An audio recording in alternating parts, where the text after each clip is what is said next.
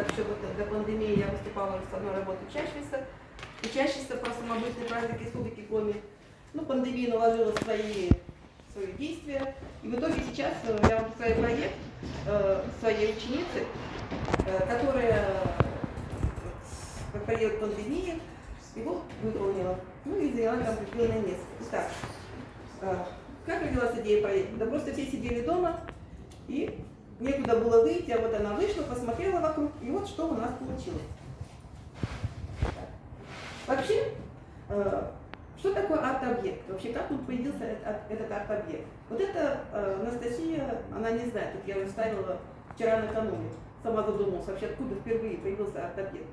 Да просто в 1917 году такой вот французский дадаист Марсель Дюшан представил внес свое смелое творение.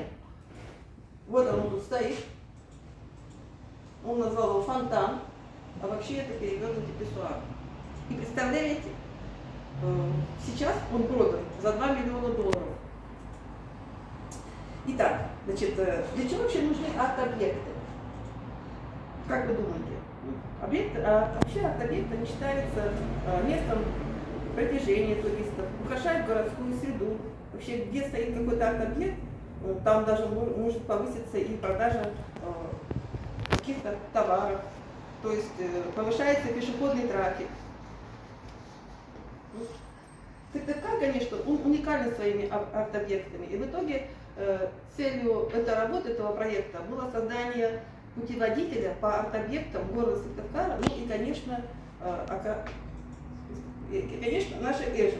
Ну, путеводитель мы, конечно, создали, у нас есть, вот, я вам потом покажу, можете посмотреть. Так, посмотрите.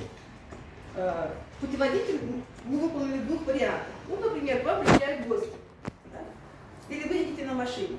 Или, например, вечером, когда все музеи закрыты. Ну, куда пойти, куда повезти гостей? А, где же арт-объекты? Берешь книжечку и ходишь, смотришь. Как я вот приготовила тут позапрошлому году. Можете посмотреть.